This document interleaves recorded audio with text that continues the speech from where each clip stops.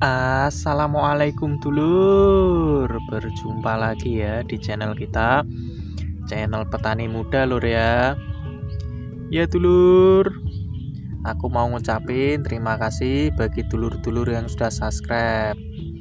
Bagi dulur-dulur yang belum subscribe, aku minta tolong lur ya, minta tolong di subscribe. Salam petani muda, salam petani milenial. Ya dulur, kali ini kita mau membahas tentang apa? Kali ini kita mau membahas tentang perlakuan kita saat tanaman padi kita itu berbunga lur ya. Nih kayak ini bisa dilihat lur nih. Ini kan pada saat berbunga kayak gini, terus perlakuan kita yang baik itu gimana? Nah, nanti bisa disimak lur ya, dari awal sampai akhir supaya sedulur-sedulur bisa tahu informasi yang akan kita berikan. Ya dulur, nih padi kita yang sudah masuk dalam masa pembungaan lur ya. Dalam masa pembungaan ini perawatannya itu bisa dikatain mudah, juga bisa dikatain susah lur. Kenapa bisa aku ngomong kayak gitu? Itu gini lur, bisa dibilang mudah itu karena pada saat masa bunting atau masih masa sebelumnya atau masa vegetatif itu kita sudah melakukan pencegahan dari serangan hama, dan kita juga sudah memberikan nutrisi yang tercukupi dari tanaman padi kita. Kalau tanaman padi kita ini nutrisinya tercukupi, ini bisa dilihat lur ya, ini dari brolnya aja ini kan sudah lancar ya, tidak prematur kayak kemarin yang sudah diperlihatin juga lur ya. Itu kan ada yang prematur, tapi ini alhamdulillah ini bagus. Itu kalau tadi mudah lur ya. Kalau perawatannya ini susah itu gini, dari awal kita tanam atau pada saat masih masa vegetatifnya, perawatan kita itu cuma biasa, maksudnya biasa gitu, kita menyepelekan. Sekiranya tidak ada hama, kita tidak melakukan perawatan. Padahal pada saat masih masa vegetatif itu perawatan yang diperlukan itu lur, itu harus teliti lur ya. Kalau kita pengen mengirit biaya yang kita keluarin, itu alangkah baiknya kita itu teliti, sabar, dan telaten lur, supaya kedepannya perawatan padi kita kayak gini itu lebih mudah dan lebih irit biaya tentunya lur ya. Biasanya pada saat masih masa vegetatif itu kan serangan hama atau serangan hama ulat penggorok batang, atau bisa dikatakan sundep gitu lur ya, itu kan riskan ya biasanya untuk tanaman padi itu toh. Jadi dari awal tanam atau dari awal kita menanam padi itu kita juga harus sudah mengantisipasi dari hama itu lur ya. Hama itu disebabkan dari apa? Hama itu disebabkan dari kaper. Jadi kita harus membunuh kapernya itu dulu agar nanti tidak menimbulkan atau tidak bertelur di ini. Biasanya kan di ujung-ujung kayak gini lur ya, telur-telur kaper itu tuh. Nah itu tadi itu juga bisa mudah juga bisa susah. Terus dalam kita melakukan perawatan padi berbunga kayak gini lur ya, itu kita harus tetap mensuplai lur, mensuplai sumber air. Karena apa? Karena kebutuhan sumber air ini itu amat sangat besar lur. Kayak kemarin pada saat masa bunting itu kebutuhan air juga besar kan. Kalau brol kayak gini ini tetap masih membutuhkan sumber air yang sangat besar. Sumber air di sini atau air di sini ini bertujuan satu, ini juga bisa memperlancar ini lur ya, keluarnya ini malai.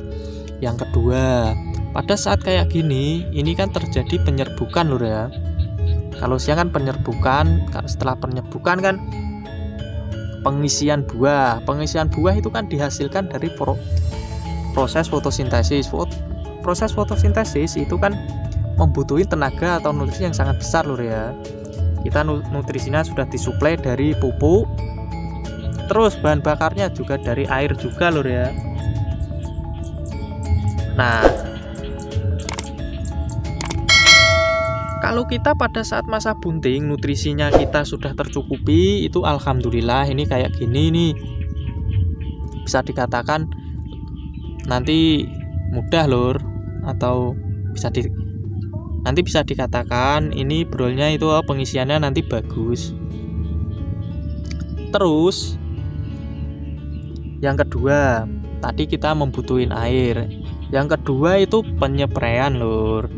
Penyepraian di sini ini maksudnya penyepraian kita khususkan lur ya, khususnya penyepraian menggunakan pestisida ya.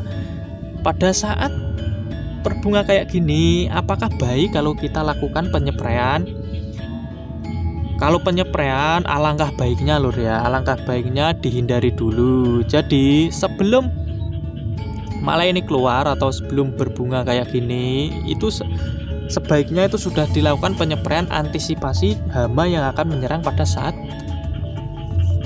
berbunga kayak gini lur. Karena kalau berbunga kayak gini kan penyerbukannya kan jangan sampai terganggu ya. Karena kalau ini kan penyerbukan kan kalau siang ini lur, ini kan ada bunga dan putih ya, nanti sekamnya membuka. Kalau kita spray dengan pestisida, nanti pestisidanya itu masuk. Kalau masuk itu bisa menyebabkan ini padinya ini lur, atau gabahnya ini nanti kopong atau hitam. Jadi kan jelek lur ya. Terus seandainya tanaman padi kita ini pada saat masa berbunga itu terserang hama, itu alangkah baiknya kita lihat dulu lur ya, kita timbang atau kita perhitungan itu manfaatnya daripada kerugiannya itu lebih banyak mananya.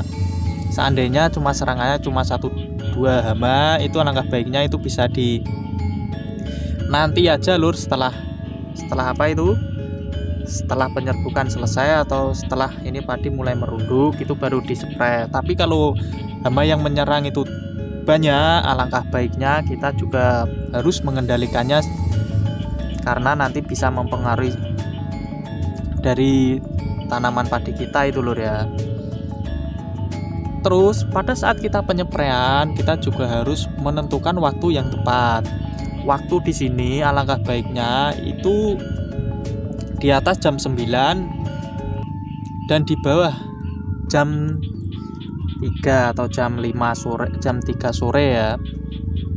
Karena pada saat jam 9 sampai jam 3 sore itu ini lur ya, proses penyerbukan berlangsung antara ketemunya putik dan benang sari ya.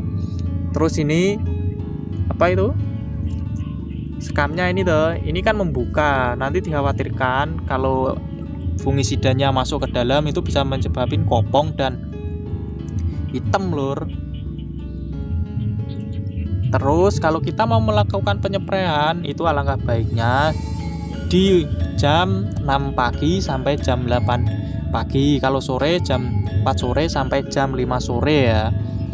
Kalau bagusnya, kalau cuaca cerah itu bagusnya itu diaplikasikan itu pada saat sore hari lur. Karena apa? Hama atau hewannya itu kan aktifnya kan di sore hari ya. Tapi kalau sasaran kita itu jamur, alangkah baiknya aplikasinya itu di pagi harinya saja.